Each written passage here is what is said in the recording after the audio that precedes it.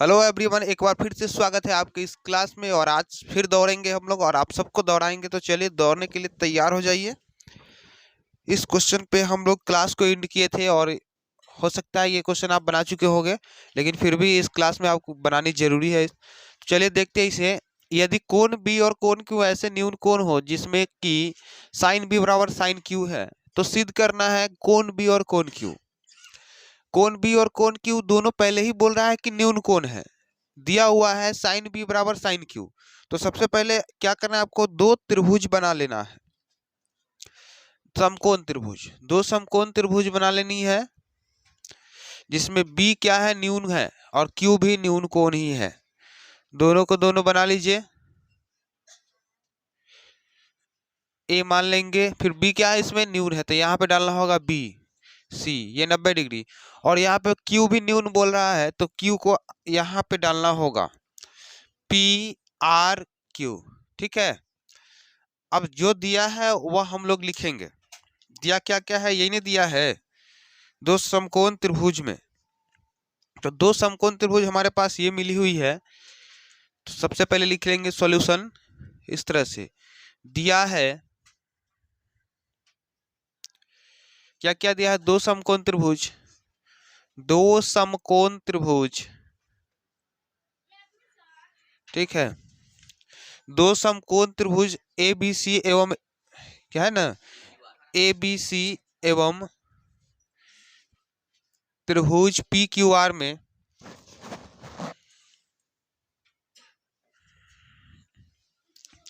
त्रिभुज P Q R में क्या दिया हुआ है, साइन बी बराबर साइन क्यू। ठीक है। अब ये दिया हुआ है तो इतना तो आराम से लिख सकते हैं। अब उसके बाद बात आती है त्रिभुज ए सी बी में, त्रिभुज ए बी सी या ए सी बी में इस तरह से करेंगे ना।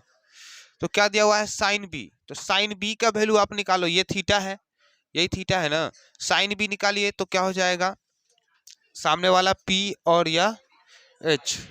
आराम से जाइए, ए सी बटा ए बी। ठीक है, ए सी बटा ए बी होगा। चलिए अब क्या करिए, पुनः त्रिभुज एबीसी में, पुनः त्रिभुज एबीसी नहीं,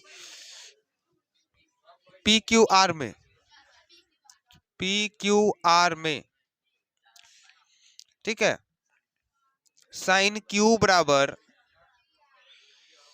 पी आर बटा पी क्यू। आराम से लिख सकते हैं ना, कोई दिक्कत नहीं ना है, इसमें कोई दिक्कत नहीं होनी चाहिए। अब ये जो है साइन बी बराबर साइन क्यू समीकरण फर्स्ट मान लीजिए आप।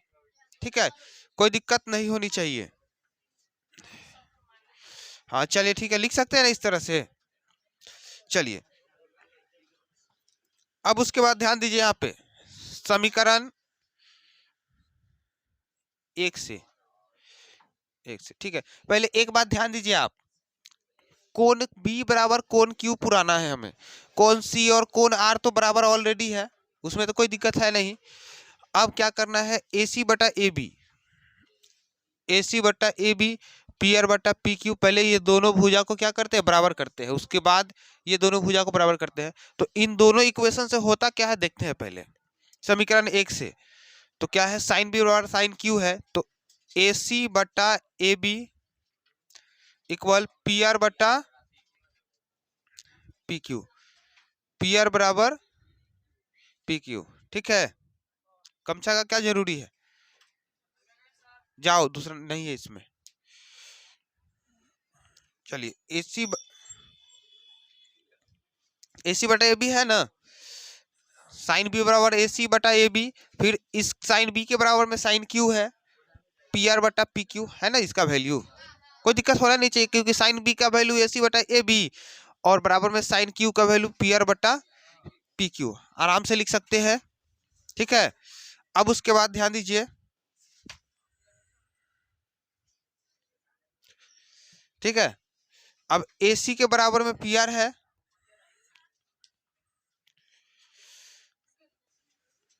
चलिए फिर से आगे बढ़ते हैं एक बार पुनः पिटाई करने के बाद। बहुत लेट से आते हैं आप लोग तो पिटाई तो लगभग करेगा। ठीक है, तो ए सी पहले ध्यान दीजिए, साइन बी बराबर साइन क्यू दिया है ना, तो साइन बी का वैल्यू ए सी बटा ए बी डाल दिए, साइन क्यू का वैल्यू पी आर बटा पी क्यू डाल दिए। अब ध्यान दीजिए इसके बराबर में अब क्या करना है,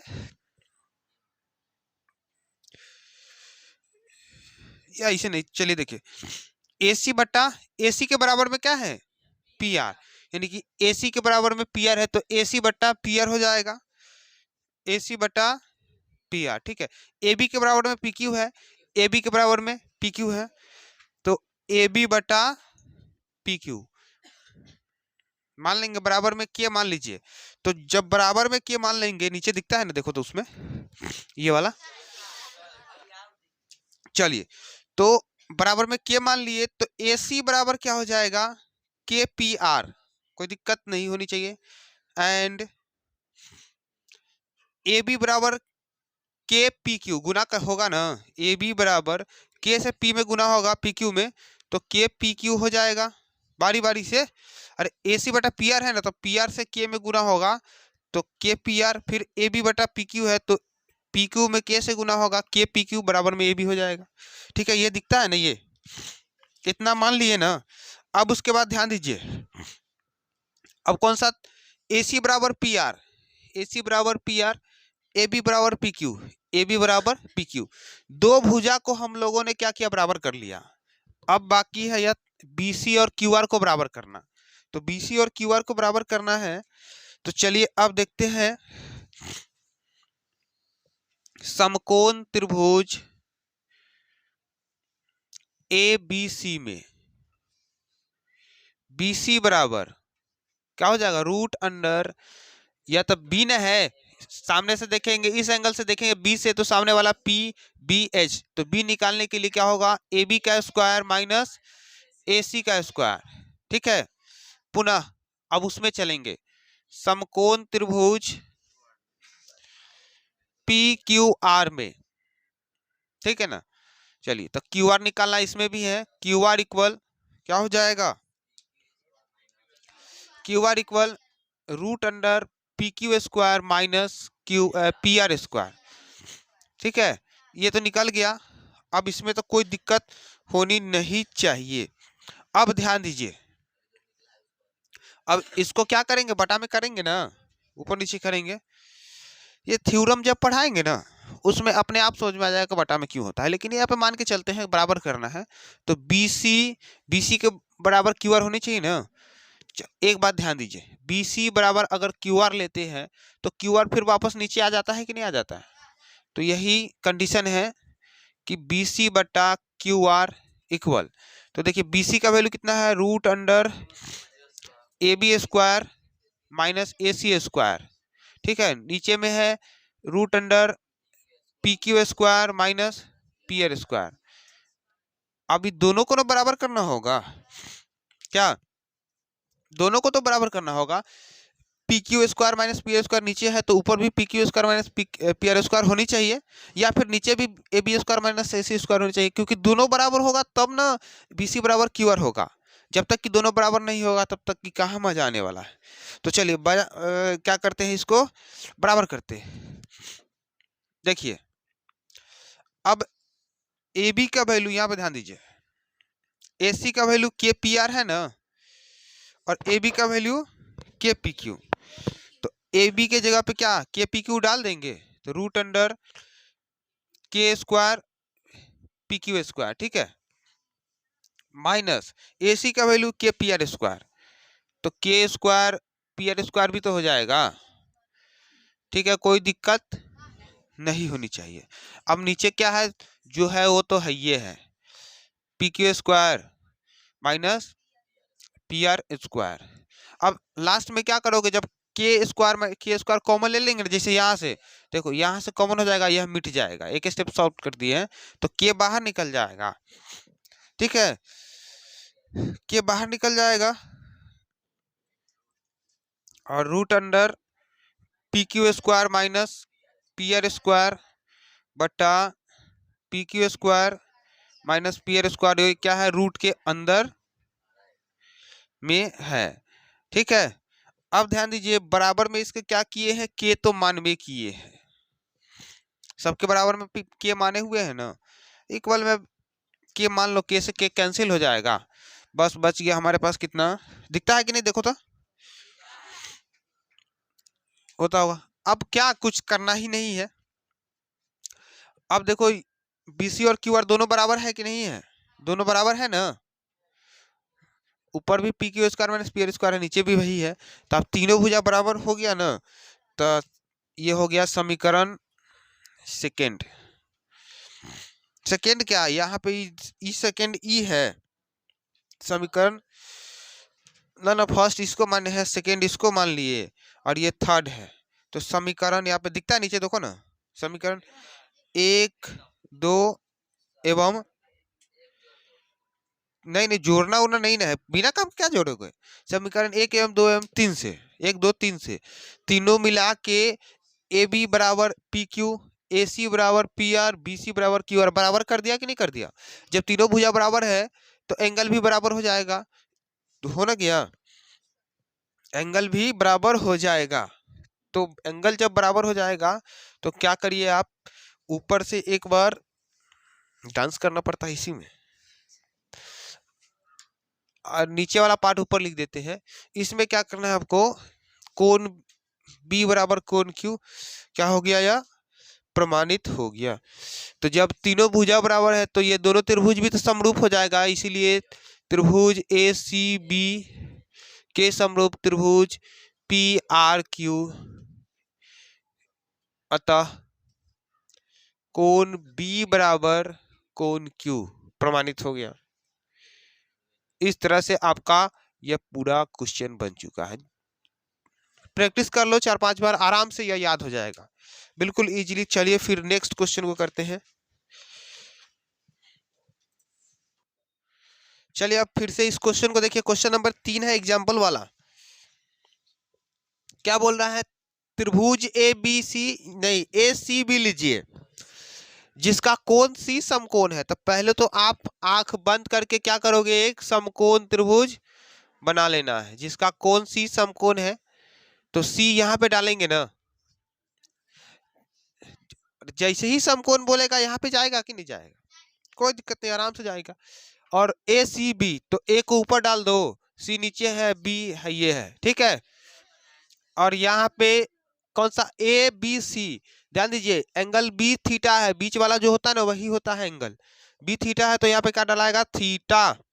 चलिए ए बी अब दिया हुआ है 29 सेंटीमीटर, तो ए बी हो गया, ए बी डाल दो 29, ठीक है, बी सी डाल देंगे 21, तो कोण A B C theta cos square plus इतना का वैल्यू फाइंड करना है, तो ए सी अभी बाकी है ना, ए सी तो हमें निकालना होगा, तो ध्यान दीजिए सॉल्यूशन क्या क्या दिया हुआ है, ए बी दे दिया हुआ है 29 सेंटीमीटर, इकाई भी बोल सकता है, बी सी दे दिया हुआ है 21 सेंटीमीटर, तो ए सी निकालिए, तो ध्यान दो ए सी हमारे नजर में क्या है, पी है, यानी परपेंडिकुलर है ना, पी थीटा के सामने वाला जस्ट पी होता है, तो पी मान लो ना, तो पी यानी H square minus B square, यानी क्या हो जाएगा, ए बी का स्क्वायर माइनस बी सी का स्क्वायर, अब कोई दिक्कत नहीं होनी चाहिए।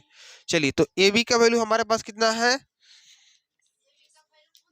29, तो 29 का होल स्क्वायर माइनस 21 का होल स्क्वायर, तो 29 का कितना होगा 841 वर्ग होता है, 21 का 441, तो बचेगा कितना 400, ठीक है, 400 का 20 निकलेगा, 20 आएगा ना, तो अब ये हमारा क्या एसी कितना निकल गया 20, ठीक है।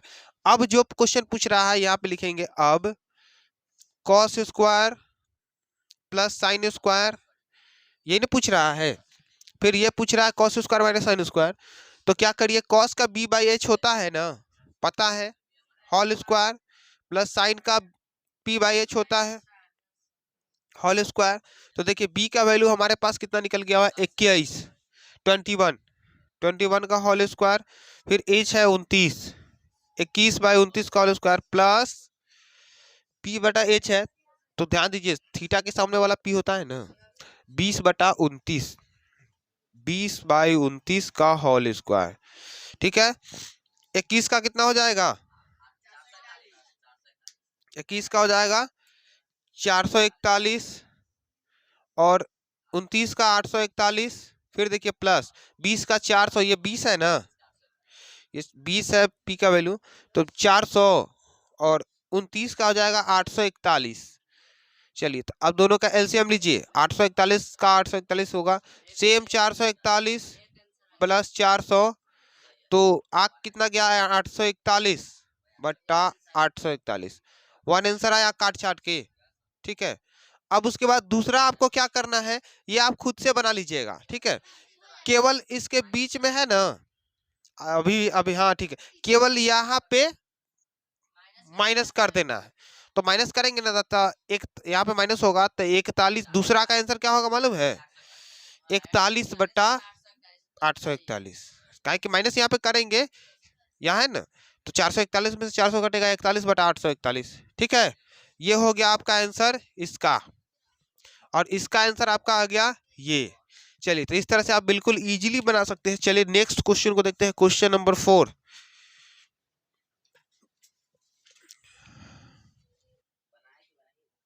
अरे समझिए ना आप सब। चलिए यहाँ पे देखिए, ध्यान दीजिए, जब क्लास स्टार्ट हो जाए बनने लगे तो आप सब ध्यान बोर्ड पे फोकस करना, उसको ध्यान दो। देखिए यहाँ पे बोला है एक समकोण त्रिभुज एबीसी में कोण बी समकोण है, तो जैसे ही समकोण कहेगा ना आंख बंद कर लीजिए और समकोण त्रिभुज एक डायग्राम बना लीजिए इस तरह से। ठीक है, बन गया, और बन गया ना समकोण। अब यहाँ पे वही डलाएगा जो समकोण होगा, तो समकोण कौन है?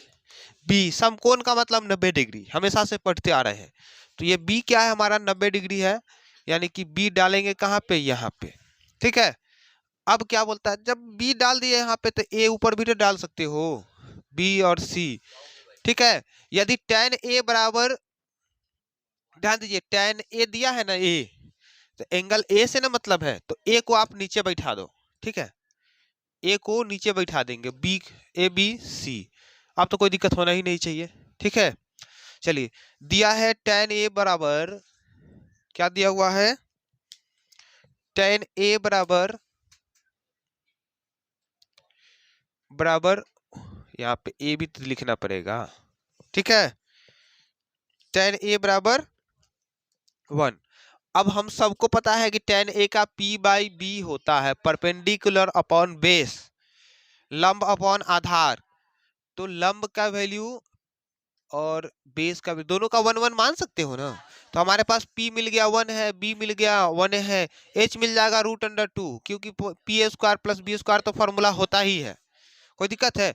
अब आप ध्यान दीजिए, tan a तो सामने वाला इस एंगल से ना देखना है, सामने वाला p यानी कि p का मान 1, ठीक है ना, p का मान 1, और b यानी कि b का मान 1 है, कोई दिक्कत है? काहे कि tan एंगल ए से ना देखना है, तो सामने वाला p या नीचे वाला b होता ही है, कितना बार बोले, बस यही फंडा है। h क्या निकलेगा हमारे पास? 1 का स्क्वायर प्लस 1 का स्क्वायर, वापस से 1 आ जाएगा। ठीक है, फिर √2 आ गया, तो AC का वैल्यू क्या निकल गया? h यानी कि √2।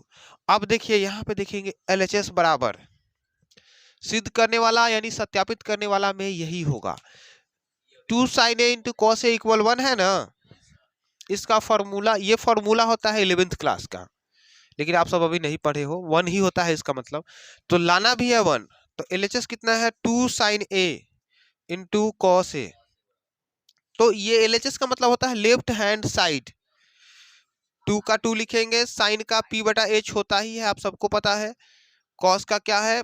b बटा h, base upon height, hypotenuse. चलिए 2 का 2, p का वैल्यू आपके पास 1 और h का वैल्यू √2, फिर गुने 1 बाई √2। अब देखेंगे तो क्या निकलेगा, यही पे ले आते हैं ना, 2 और √2 में √2 से गुना होगा 2, यानी कि 1 तो आ ही जाएगा ना, ये RHS से निकल के आ गया, RHS यहाँ पे हम बोल सकते हैं प्रूव्ड। ठीक है, राइट हैंड साइड आ गया। क्या करना, एक में 1 से गुना होगा 1 ही होगा, एक में 2 से गुना होगा 2, √2 में √2 से गुना होगा 2 आ जाएगा। अब यहाँ से कोई कंफ्यूजन नहीं रहनी चाहिए। अब 5वां नंबर जो आपका एग्जांपल है, बहुत बाहुबली मानिए उसको, बाहुबली 1 2 दोनों मान सकते हो। चलिए उसको भी देखते हैं। चलिए इस बाहुबली क्वेश्चन को देखिए,